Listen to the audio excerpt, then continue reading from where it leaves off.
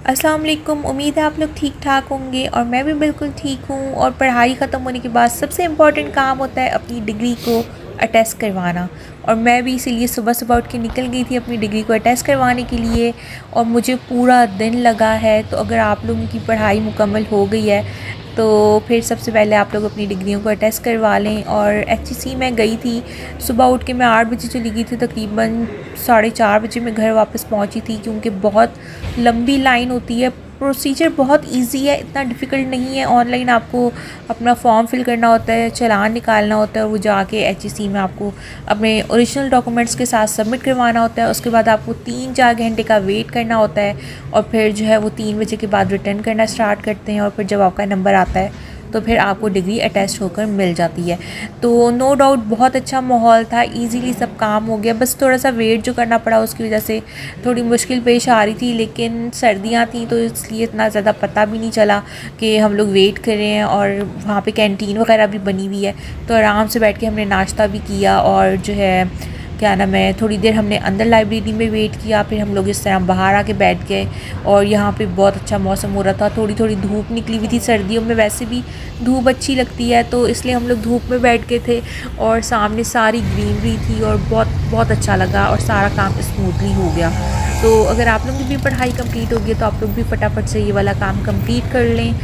और उसके बाद हम लोग घर की तरफ निकले और शाम हो चुकी थी। और ये जगह देख के बहुत सारे लोगों को बहुत सारी बातें याद आ रही होंगी। एक्चुअल में जो है वो कराची ये है, और इसी को पुराना कराची भी कहते हैं, और कराची की पहचान, कराची की शान भी इसी को कहते हैं। कुछ लोग इसको घंटा घर कहते हैं, कुछ लोग डिफरेंट डिफरेंट नामों से पुकारते हैं। मुझे जो है कोई भी नाम इसका, मतलब जो भी नाम इसका ले लो, पुराना कराची सबसे बेस्ट नाम लगता है मुझे इसका।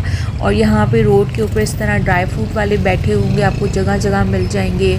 और इसमें लेडीज़ भी हैं और जेंट्स भी, बच्चे भी होते हैं। तो एक्चुअल में जो कराची है वो ये है। और इस जगह पे जाके मतलब इतना अच्छा लगता है, इतना पुरसकून माहौल लगता है। ट्रैफिक तो बहुत ज़्यादा होती है, क्योंकि ज़ाहिर है पुराना कराची तो सब वहाँ से आ रहे जा रहे होते हैं। बट मौसम भी बड़ा अच्छा हुआ था, मेरी डिग्री भी अटेस्ट हो गई थी, तो इसलिए भी मुझे बहुत अच्छा फ़ील हो रहा था। क्योंकि जब इंसान का काम हो जाता है फिर इंसान खुश हो जाता है कि जी मेरा एक और प्रोसीजर जो है वो डन हो गया। तो बस हम लोग घर की तरफ निकल रहे थे। ट्रैफिक बहुत ही, थकावट भी बहुत ज़्यादा हो गई थी, लेकिन इस जगह को देख के बड़ा मज़ा आ रहा था।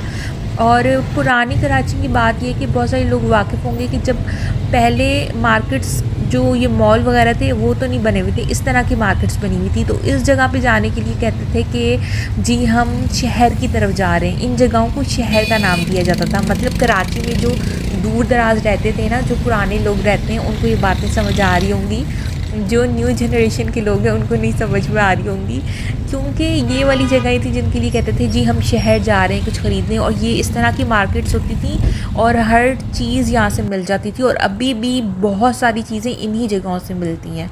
तो किस किस को ये वीडियो देखने के बाद पुरानी यादें जो है वो उनकी ताज़ा हुई, कोई अच्छी बात अगर आपको याद आई हो जो, तो मुझे ज़रूर कमेंट करके बताइएगा। और मेरे चैनल को सपोर्ट करें, मुझे सब्सक्राइब करें, लाइक करें, शेयर करें, और दुआ करें कि ऐसे हमारा मुल्क हमेशा हंसता बसता रहे, और कराची की ये रौनकें हमेशा अल्लाह ताला कायम दायम रखे, और इसी तरह हम अपने मुल्क को, अपने शहर को बढ़ते हुए दिखें।